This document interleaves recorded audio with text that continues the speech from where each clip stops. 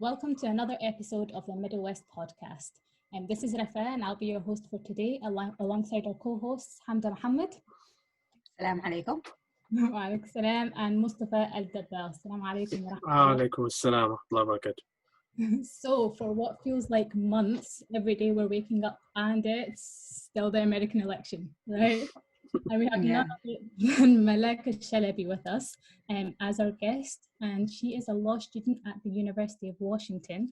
She's an activist with a strong background in research, non-profit and grassroots advocacy work with a particular interest in the Syrian and Palestinian causes. Assalamu alaikum wa rahmatullah, Malak. Walaikum assalam. Thank you so much for having me on. Well, thank you for being here. So I met Malak about last year and I've heard her speak, and mashallah, I can say that she's one of the most passionate people I've ever met. So I'm really looking forward to this discussion. I'm quite excited for it because I'm not going to lie, US elections make UK elections look like a walk in the park. And honestly, it's just a very convoluted topic. I'm not really sure where to start with it, but what we'll do is, since we've got you as our guest, we'll start with you. I want you to tell me a little bit about your background. How did you get involved in activism? Because I know you've been involved in quite a lot of work, including immigration work, building up people in your community, particularly young refugees, and amongst other things. So take it away. Tell us a little bit about yourself. Yeah, of course. So my name is Malak Shalabi. Thank you for introducing me. And I was born and raised in Houston, Texas. I come from a Palestinian Syrian heritage. So my dad is from Palestine and my mother is from Syria. And growing up, obviously as a child of immigrants and within a community of also first generation students, we as a community kind of had to reconcile what we knew was our background and our strength and our culture and our heritage with what we saw basically propagated around us as what the ideals for our society should be. So, for example, growing up watching the Iraq War and seeing how it was normalized around us and even championed by people at our schools, in our, in our neighborhoods, we kind of knew what the real impact of that was growing up because we watched Al Jazeera. We had family who lived back home, and just kind of growing up with that identity helped kind of create my path into activism and trying to expose the reality of what life is like for people who aren't native to the United States. And with that, I started a path in grassroots advocacy. So I've always been really involved at my local masjid. I taught there for about 6 years.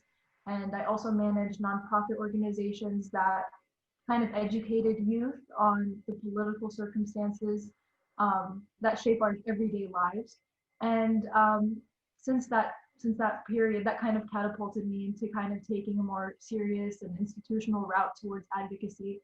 So right now I'm in my third year of law school, and inshallah, as of this time next year, I should be a practicing attorney. And last summer I was an intern at an immigration firm, and I worked with asylum seekers, which has always been a passion of mine, working within the immigrant community.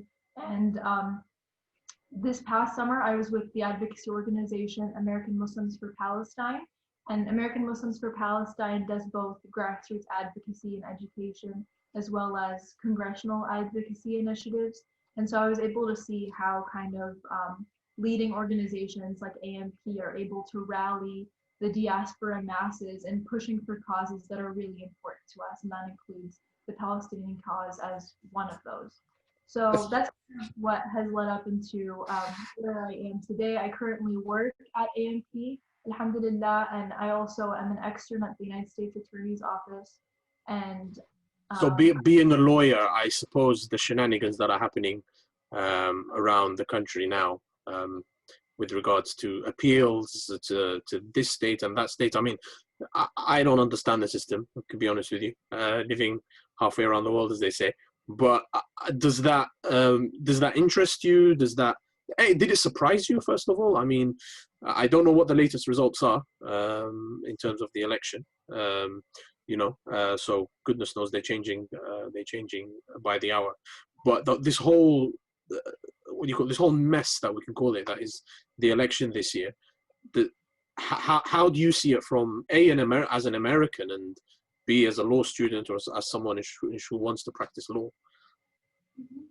So from a legal perspective, a lot of the claims that Donald Trump are bringing to the courts do not have any weight So he's saying in public, oh, this is about voter fraud. This is about them basically messing with the votes and messing with the ballots. But then when when his attorneys go forth to the courts, both state court and trying to get it to a higher level, they're actually bringing cases related to kind of how the votes are watched and how the ballot counting is being held. And his claims are being dismissed. His complaints are being dismissed very easily because this is a very well and thorough process. So people from the government, people from different news agencies are all part of the process of seeing how the ballots are counted. It's literally a live stream process. So a lot of his arguments are not carrying any weight. And in terms of how Actually, go for it, Hamda. Sorry, go on. Hamda. I just wanted to know, like, I've been watching the news for the past, Al Jazeera specifically, for the past couple of hours in prep for this like podcast. But for me why do you think so many Americans who do support Trump are actually taking it seriously when he says, I'm going to take like a lawsuit action against so and so and whatever? Like, why are there so many people protesting? Yeah, I mean, we can all, I mean, if you look at it across the board, you have the more, you have the more Democrat, the Democrats traditionally, obviously they'll reject his claims straight away, but then you have his supporters, they take his word for gospel. They take his, without any evidence, without anything, they're marching up to the places where they're doing the counts. Some of them are armed, some of them are not, but they seem to have just taken his word, his word as truth. And it's very interesting because it's a massive divide. You have people saying, no, this isn't true, but then you have people who are just believing him based on what he's saying. I mean, is that it does? I guess the question is, does the media amplify that? As in sitting here and watching the news, I'm like, there's loads of Trump supporters. That's what I think. But is that true on the ground? Are they as much as being made out to be, or is it genuinely a fringe group of people? Are they really a silent majority, or are they just a very loud minority? If you know what I mean. Well, from what we can see from the voting is that they pretty much comprise half of the United States. So these people exist. These people have their own social circle communities, and you bet that we're not a part of that. So we're not mixing with these people every day. We don't know how they're organizing, what they're thinking, etc. But when you look at the ballots and you kind of see where they're kind of concentrated, you see why they're able to show up in the numbers that they are. And like you said, Mustafa, they have their own ideology and their own sources of information. And so they're just running behind that at full throttle. And they, like you mentioned, are protesting, they're armed, and they're dangerous. And there are actually leaked accounts coming out now where people are saying, oh, we're going to go, people are literally saying that they're going to start killing Democrats. They're going to go out in the streets and start killing Democrats. But that is that true? I mean, I'm not saying it's not true. It obviously is, because there are people saying it, and there was a Facebook group of about 372,000 people that was taken down overnight. So, but at the end of the day, we live in a sort of a post-truth world where every fake news is rife. And if I was a Trump supporter, I'd be sitting there saying, no, this is all being peddled by the left-wing liberal media, and it's not true. We don't want to go and behead. Steve Bannon said that some people should be beheaded, but we don't want to do this. Why is the media saying that we should? Well, I mean, there was the situation in Wisconsin. There was a 17-year-old who literally brought a rifle and shot, I think I think he shot 2 protesters and he killed them. This was at a Black Lives Matter rally. So these people are armed, and they definitely have an ideology that is driving them and shows a propensity towards violence. And the reason why people, are just as much shocked with Trump as any other, explicitly fascist ruler is because he's telling them to stand back, basically wait for his call. And that's kind of why people are more apprehensive now than ever about kind of the mounting movement behind the right wing. Go for it, Rafa. Yeah, just to take a step back, right? So what are they bothered about? So why is Trump out there, saying all this thing like this is fraud? Is anything that he's saying, does any of it have legitimacy? With regards to mail-in ballots, no, and he actually shot himself in the foot with that. So the reason why they're asking specific states to stop counting, and Trump is tweeting it, and people are protesting, demanding that stop, is because most of the mail-in ballots are actually coming in favor of Joe Biden, and that's because the Democratic Party legitimized and they pushed for mail-in ballots, while Donald Trump was talking about how illegitimate they are and how much of a danger to democracy they would be. So what they're finding is that in the middle of a pandemic, people will, they are open to voting, and most people who are voting in mail are voting for the Democrats. So this is just something that's a result of the own storm that he created. It's not necessarily something that's stacked against him. So what we're almost saying here, right, is that Trump supporters, which you're saying are almost like half of Americans here, they're almost shocked that there is there is a competition here between the two, whereas they thought it would be a landslide win. And I think a lot of people thought that, including my dad, right? That's why initially he didn't even follow it. He thought, oh, Trump's going to get a second term. A lot of presidents do. But then suddenly it is actually getting quite close. I think a lot of our WhatsApp groups circulated like that as well. Why did they think they had it in the bag initially? And why did that just to come in there as well on the what do you call it, on the postal ballots. I mean, it's pretty interesting. I mean, Trump was pushing this narrative that postal ballots are fraudulent, postal ballots are illegal, blah, blah, blah, blah, blah. I think even in some cases, I mean, traditionally, correct me if I'm wrong, Malak, but postal ballots are counted a week or two before the actual election or before polling day. But in certain states, Republican lawyers or Trump lawyers or whoever they're affiliated to pushed for them to be counted after polling day or on polling day, which is why we're having this delay in certain states. So if you take a look at a bird's eye view of it, you think, are we really surprised that Trump is doing this? He started a narrative of saying postal votes are illegal. He started delegitimizing them early. He started telling his people not to turn up, not to post their votes, but to rather turn up in person. It all seems to be part of this big strategy or big game that they were playing right from the very beginning. And some people fell for it, hook, line, and sinker, as they say. It's very interesting. It's very interesting. And then you also have the whole idea of the electoral college, which is what's complicating things a bit more. So it's there, and I think we can sit here and maybe dissect what Trump is doing, but we'll be here for a very long time. I think try and talk about the results themselves, sort of Biden and Trump. I know you, Malak, have a very interesting view on this. You would traditionally think, as a hijabi young lady in America, you'll be voting. You don't want Trump in office. Oh, I don't want Trump in office, and I'm also not going to commend a Biden in office. And especially being a hijabi, being a Muslima who understands the impact of the imperial forces of the US across the world, I recognize that a figurehead to this system, like a more palatable figurehead to the system, is not going to be the solution to the injustices that are being perpetuated domestically as well as abroad. I'm not sure if you guys caught the debates, but Biden was constantly saying and repeating that this is a racist system, the system is broken, et cetera, et cetera, et cetera.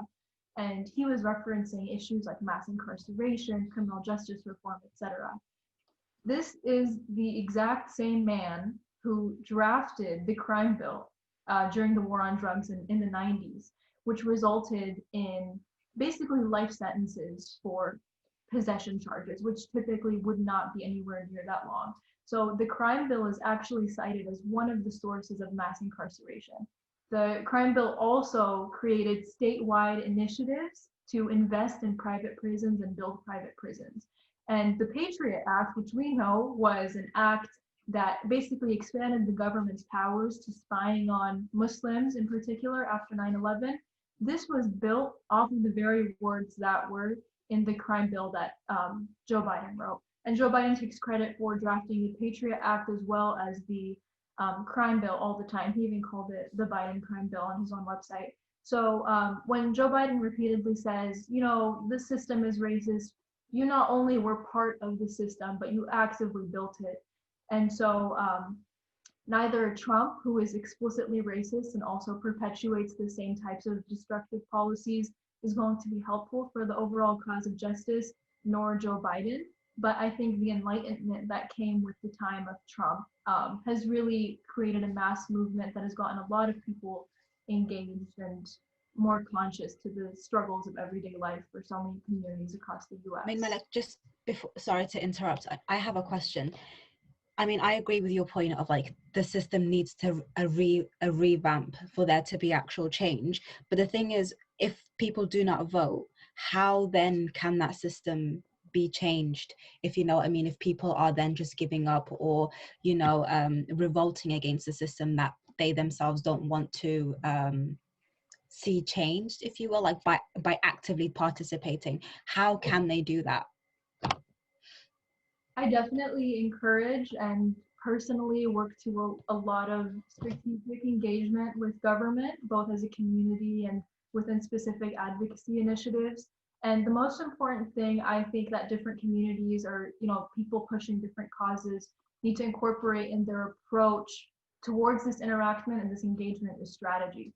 So for people to mindlessly rally behind a person who is not in any way recognizing their cause, recognizing what they need, recognizing what he has done towards their injustice and how he should further serve the justice of their community, that in my opinion is not strategic. But what many communities do and what many communities have done over time is create grassroots movement that pressure government. You know, popular, like the civil rights movement in the US was not a popular movement. It challenged the status quo. It didn't validate the status quo. Martin Luther King had like a less than 20% approval rate. He was not a popular man of his time, but these people were able to efficiently create mass movements that pressured politicians into taking the right positions. And that's what I think people should do. But then surely, I understand your argument. I completely appreciate where you're coming from. But then, if we take this specific election, you could say it's where, you know, America's at a crossroads, the world is at a crossroads. Democracy, freedom of speech, whatever our, you know, I don't like the word liberal values, but you know, the liberal democratic values that govern the traditionally the West and democratic countries, they're under threat by a far right populist movement headed in America by arguably Steve Bannon, Donald Trump, and the likes. Surely in an election that is this important and will have ramifications for years to come, surely if you're going to vote, it should be in this election. You know, cast protest ballots. Maybe, I don't know, in 2008 you could have casted a protest ballot, or even in 2012. But at this very important moment, arguably in history or in time, surely a protest ballot would have been the wrong way to go. So as somebody who grew up post 9/11 and also saw, like, firsthand witness the impact of Obama's, both his election, him winning the election, and then the legacy of his presidency, I think there's kind of an illusion when it comes to kind of how catastrophic things can be at a particular point and how progressive things can be at a particular point. And that's because things change with time. Obama at his time was considered the most progressive president in history, the first Black man ever elected to the highest position in office in the United States of America. This was a huge deal. And people were rallying. I grew up in Texas. People were rallying with nooses. People were calling him not only, you know, a terrorist, a Muslim, etc., but they were degrading him for his Black identity. And that was an incredible turning point in the United States when people rallied behind him and supported him and fought against, you know, those racial instincts of the United States and those racial instincts of Americans across the US. And so I actually don't think that this is necessarily a step towards progress. Joe Biden right now is winning the election, so he's going to become the next president of the United States. And Joe Biden supported the wars. Joe Biden, has repeatedly, he said the N-word on the floor of the House, and he's in that exact conversation. Okay, but then just sort of going back to that point about the wars, and I'm going to be a bit controversial here. Don't you think, and even here in this country, maybe Hamda and Rafa, don't you think we as Muslims focus way too much on foreign policy? I mean, we do, but those foreign policy also shape internal policy as well, and I think that's what Malak is trying to get at, is the fact that you have Biden, who for 8 years was part of an office that internationally created such disunity and catastrophe in the world, and then to give him an extra 4 years by now just giving him the title.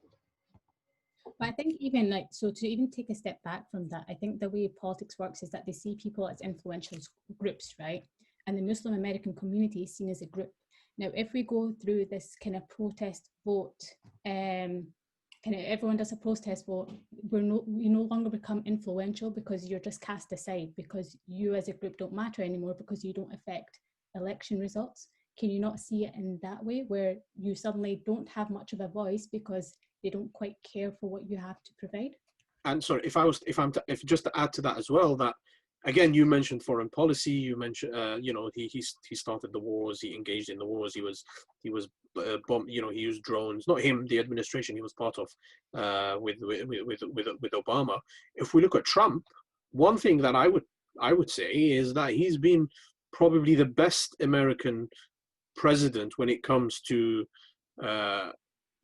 foreign policy. That doesn't make him good, don't get me wrong, but if we compare him to Bush, who started the war in Iraq, if we compare it to the Bush before him, who started another war in Iraq, and if we Afghanistan, Trump has withdrawn the troops from Iraq, he's withdrawn the troops, he's trying to withdraw the troops from Syria, he's made peace with the Taliban.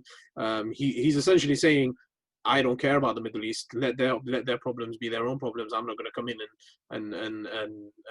and influence it or do as I say. Has that not resonated with the Muslim community? To that point specifically, Trump is just as destructive, I think. Like you said, it's really difficult to quantify, because we as Muslims, we're Muslim Americans. Like, we're impacted by domestic policy, including healthcare, including, the education system here. And these are all issues that impact us. And we also want to benefit ourselves, our communities, and the greater country in a better way by making the right decisions towards, the best of those options. But yes, foreign policy is an important calculation, at least in my assessment, because the value of one human life that's impacted by US policy, whether it's domestically or abroad, in my opinion, is equal. And as difficult as that is to kind of move forward in strategy, to your point, Rafa, is that, a seat at the table isn't really enough. We need to be able to also voice our baseline. So the Black Lives Matter movement, Black Americans in the United States, have never gotten down from the point that we demand dignity, we demand equal rights, and we refuse to be treated violently by the government in the way that we are today. I think that's a baseline to them having a seat at the table with us as well. But then how do you get a seat at the table, or how do you getting a seat at the table for the sake of just the seat at the table is wrong. Let's just put it out there. You don't chase positions, you don't chase influence, you chase change, you affect change. But if we don't engage with the process, how do you expect to get that seat at the table? Yeah, I definitely believe in engaging with the process at every level. So you can kind of go down the ballot. There's not only the presidential election that is determining the democratic change happening across the country. There are local policies and there are state policies. You'll also elect the people who are going into Congress and who are going to be creating the laws that govern this nation. So the protest ballot the protest vote that I cast for the presidential election was simply because I personally could not attach my name to a warmonger and a segregationist like Joe Biden. But I, of course, voted down the ballot. I voted all Democrat for all the other positions because we know that they generally take more progressive positions on issues like healthcare, education, foreign policy, etc. So I believe we do need to engage with the democratic process, but Joe Biden has not done enough to rectify his wrongs for the 40 plus years he was in office and continued to vote in support of policies that oppressed communities of color here in the US to earn my vote. And I think that Muslim organizations are also they're very well engaging with the democratic process here in the US as well. The last advocacy event that my organization, or our organization, American Muslims for Palestine, held had over 800 attendees. And these 800 attendees lobbied their members of Congress to push for specific legislation that divested from war crimes that Israel has committed and promoted human rights for Palestinians. So when we approach the concept of civic engagement, I think we can approach it with dignity and with asking with what our rights are. And I think that should be the strategy of the Muslim American community. And it definitely is a big part of it. Do you feel like you can do that with one candidate over the other though? Because I think when you bring in the argument of voting for the lesser of two evils, that does help pave that way. There always will be a lesser of two evils in some particular issues over the other, and that's what's causing the big divide. So would that not be a reason or the intention of voting for one over the other? So Joe Biden has explicitly shown a propensity towards violence, towards imperialism. He has literally said over the past few years that he would do the most to overthrow Erdogan. He has not. But then why do? Sorry. I'm sorry. I mean, I not to cut you off, but as an American, why does that matter? That's what I'm trying to get to you. Surely, and this is a problem I have with a lot of the way us Muslims think is, okay, surely our thinking should be, how can we get the best healthcare in the UK or in America? Who promotes the best which candidate or which party, if we're talking about here in the UK, can improve education the best, who can bring more jobs, who can bolster the economy. So what if I don't know, he doesn't like Erdogan or he doesn't like whoever it is, but he's making healthcare better for your fellow Americans and our fellow Brits. He's making schools better, universities better. I mean, these are just off the top of my head. Does that not outweigh his stance on certain foreign policy issues? I guess not to even answer for you, Malak, but the first thing that comes to my mind, right, is that I think with a country like America, and you can disagree, is that the responsibility extends beyond them. That its influence is beyond just their own country. If it were just their own country, then fine, but we know that America has its toes dipped in every single one. Therefore, as an American, the responsibility extends beyond just themselves. But I'll let you answer, Malak. Thank you for that. Yeah, I'd like to first challenge the premise that Joe Biden will be more progressive on domestic policy issues. For the 40 plus years that he was in office, he did not push for policies that were considered progressive related to taxing the 1%, climate change, healthcare. These were all issues that he actually demonstrated that himself, as well as the Obama administration, were heavily influenced by special interests and lobbying groups in the US. So, but if we were to take that premise that he would have at least the better policies, arguably the better policies on those specific issues, if our benefit comes on the backs of other people's harms, that is not a net benefit. And when, like, to the point that, but who are these other people? I mean, not to take away from anyone. Obviously, as Muslims, we believe harm to one is harm to everyone. You know, a blood, killing someone is as if you've killed the whole mankind. This is what we're taught. So obviously, equal ground for everyone. But when you say other people, who do you mean here? The domestically or abroad, or both? Domestically and abroad, but specifically to the point of the US exerting imperial force across countries around the world. This is a really, really important point to take into consideration.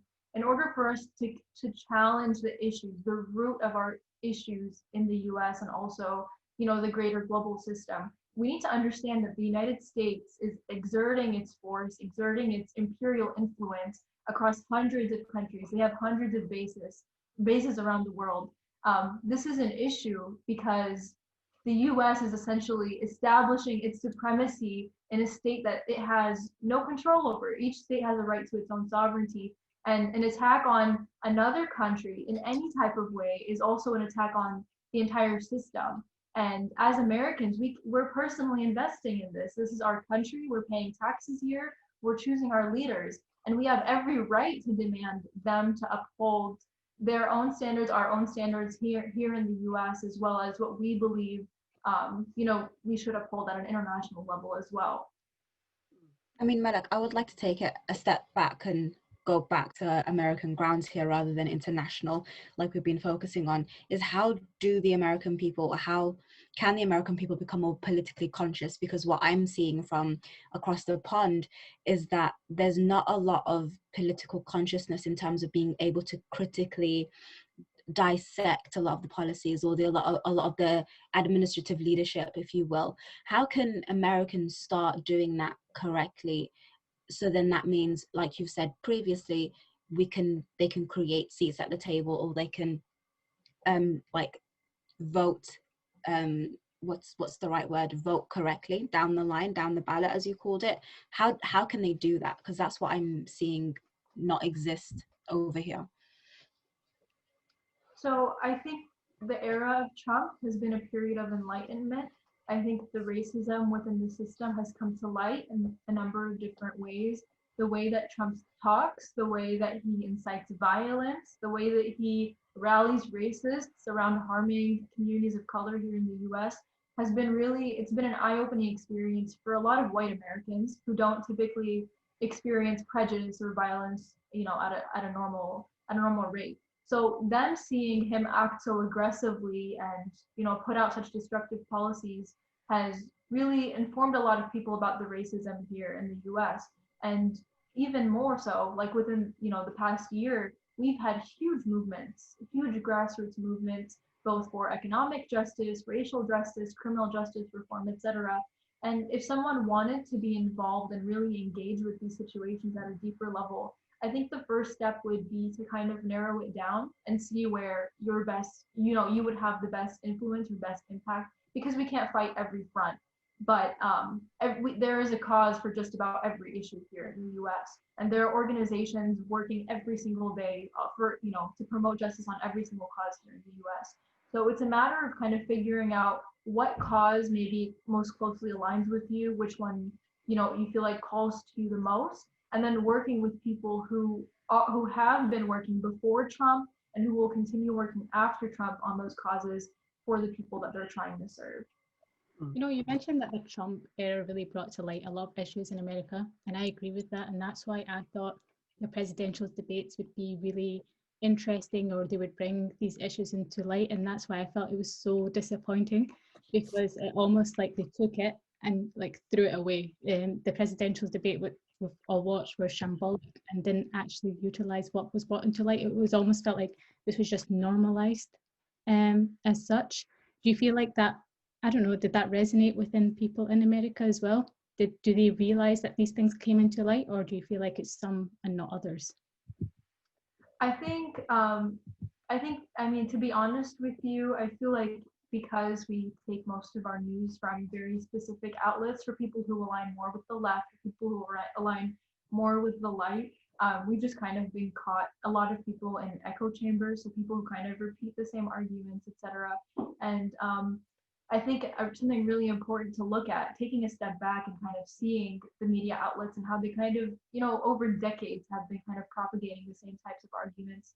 It's kind of, interesting to look at the election itself as kind of a spectacle and seeing like both candidates perform in that way. So in my opinion, the debates were a performance. Trump was performing, and he obviously, you guys know exactly how that went. The entire world saw exactly how that went, and he was performing exactly how he's been kind of managing and running in office, just kind of being very explicit. It's like a child, essentially, isn't it?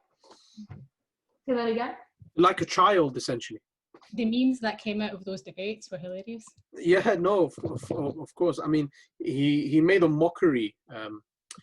He's made a mockery of the president's office. I'm not sure if y'all also followed the debates in 2016 with Hillary Clinton, and people say that Trump kind of alludes to or kind of takes over the character of a really blunt, like aggressive machismo uncle, like somebody that you would see at like a party or a family get together, and they're just really aggressive and they don't really make much sense, but they're able to rally people behind the ideas that they're just kind of throwing out there with no support, with no basis, none of that. But they're able to, just get people hyped to whatever they're saying. I think that's what Donald Trump even did with the debates. I mean, even Republicans were not, even with everything that he has done over the past 4 years, and even with that debate itself, they were not able to, see this person as incompetent or an illegitimate leader. And he was just kind of throwing out catchphrases and things, like you said, memes that people would want to hear and feel validated by. Okay, how do you guys think Trump will be remembered? If he's out of office after these 4 years, what is his mark? Honestly, I feel like he's going to be remembered by some as like the saving grace that came to America, whose term was cut short. And to others, he's just going to be the one thing that showed how America's system was just broken to the degree that it allowed such a man to take office. So I don't know, it depends on like what you're going to look at it from. But yeah, I feel like he's just going to be looked at as a childish little... I don't think so. I think the Trump administration, these 4 years are going to shape the next generation of America, because let's not just look at Trump, but look at, Senate, the Supreme Court, the judges. I think the Republicans have managed to force through, I think, is it federal judges or state judges, Malak? I'm not sure who needs confirmation by the Senate. I know the Supreme Court needs confirmation, but there are other types of judges that need to be confirmed by the Senate as well, isn't there? Which ones are there? Which ones are they? So it depends, but yeah, so the Senate right now is really important. They're trying to determine basically whether or not it's going to be controlled by the Democrats or the Republicans. It's been a really close race, and people have been saying it will be determined by the Senate, but now because Georgia is kind of up in the air, people are saying there might even be a very slight potential for the Democrats to take control of it. But as of now, yeah, the House is Democratic, and then the Senate is likely to be still Republican, like you said. Yeah, but then again, if we look back at the past 4 years, it will shape the next generation, because the conservatives, you could say, or the right wing of the Republican Party, have managed to force through so many state judges, so many federal judges, and they've packed the courts with people who are sympathetic to them. And arguably, judges serve for a very long time.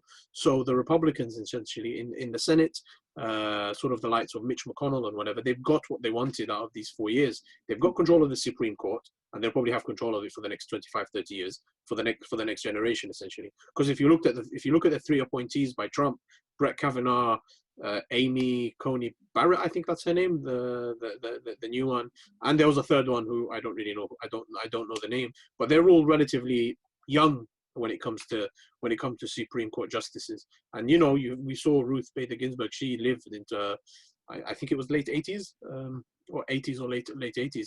So the whole Trump is going to go away, but well, we hope so, at least. His legacy isn't. His legacy is not going to go away at all, and I think it will be felt for a generation at least, which is what, 20, 25, 30 years.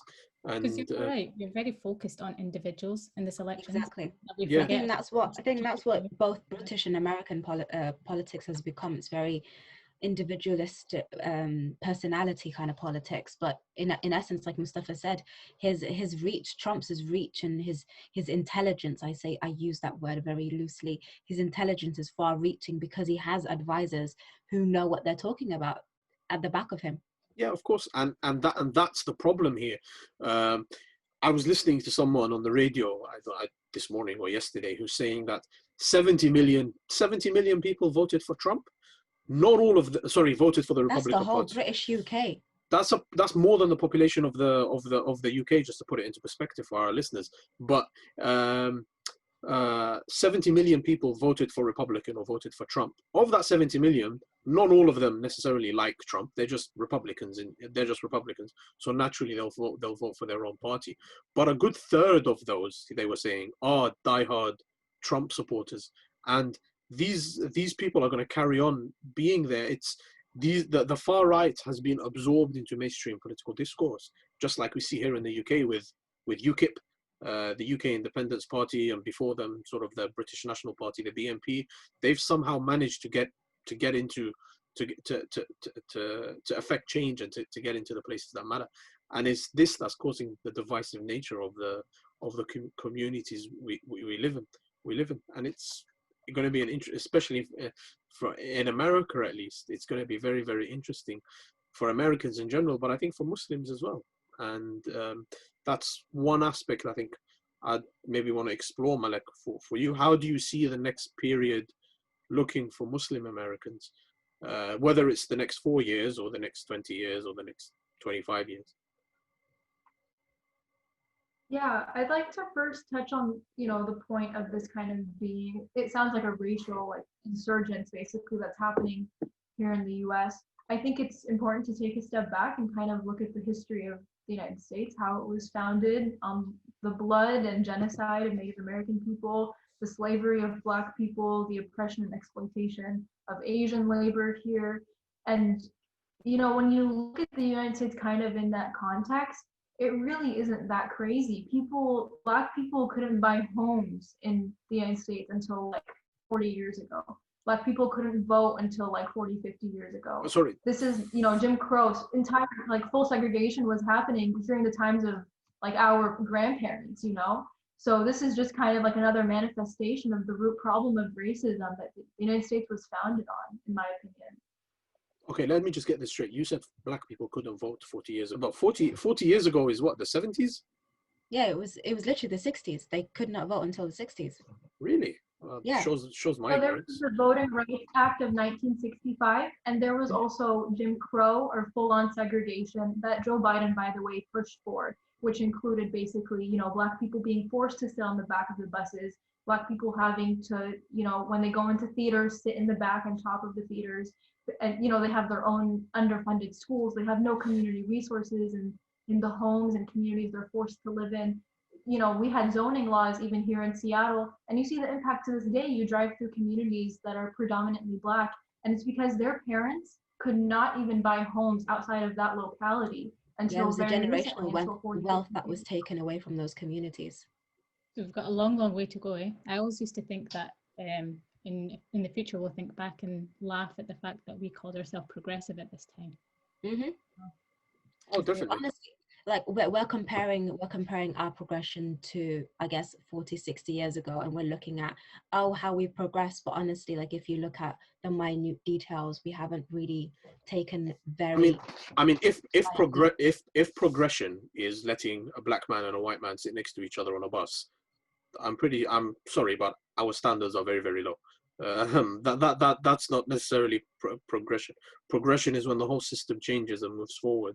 That you don't have ghettos. You don't have we call them ghettos. You don't have the projects and the gentrification and the ghettos that you see across cities in the UK and in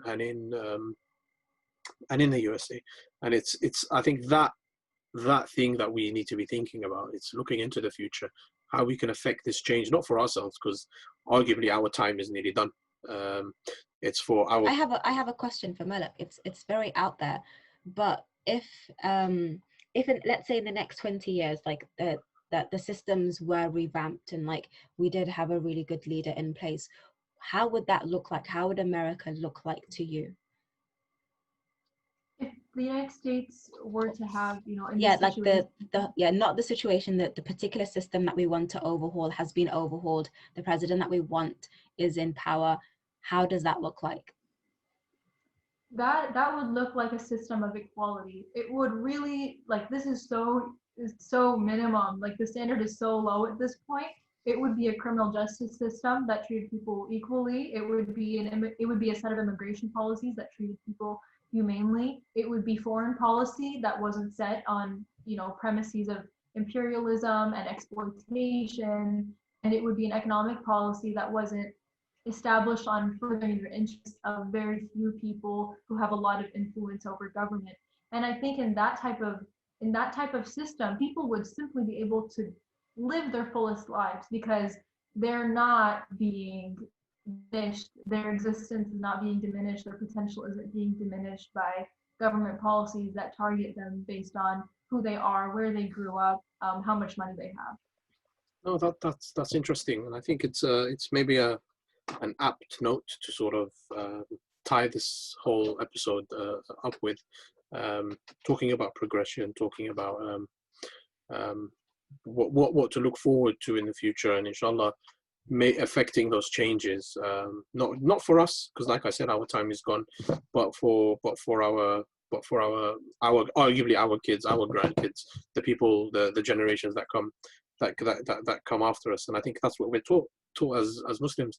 And I think I always argue that as Muslims we are taught not just to be we have this whole concept of ummah or community that's very important to us, and as a Muslim we should be identifying not as American, not as British, not as French or Moroccan or whatever nationality you come from, but we should be identifying as global citizens, and that's what Islam is all about, and that's what the whole concept of Ummah is all about. And we should be working towards bettering the system, making the changes that we want to see, to leave a legacy for the generations that come after us.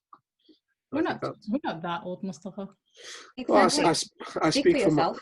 I speak for myself, maybe. I speak for myself. We all have many years on us, and inshallah, like you said, we'll continue to do what we know is right, and that's enjoining good and forbid evil.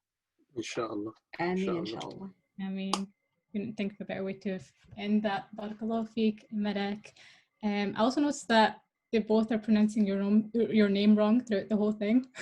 I'm pretty sure Malak and Malak are two different names, but Khair, would you answer to both? Malak, yeah, my name is Malak, but I'll answer to both, yeah, especially on air. That's good. That's good. Barakallahu feek for your insights. It's quite important because I think sometimes we just take with what we see in the media. I don't have many people on the ground in America, and from my perspective, it just does seem a bit shambolic. It seems like, where are we going with this? But at the same time, I can relate it a lot with UK politics as well, and there's some kind of similarities there, but we won't go into it. But yeah, may Allah reward you and for everything that you're fighting for and all your causes. And yeah, inshallah, we do all see the fruits of our labor. Inshallah. I mean, thank you. And I think to our listeners, to the people listening at home, watching this on YouTube, listening to it on whatever platform, thank you for listening to us for another hour or however long it's going to be. Inshallah, you can follow us on all of our socials at the Middle West PC and at the Middle West Podcast. And if you have any feedback, you can contact us on podcast@themiddlewest.co.uk. I had to think about that, which is very, which is worrying, but it's been a long day. Jazakumullah khair, and we will catch you in the next episode. Assalam. Alaikum assalam.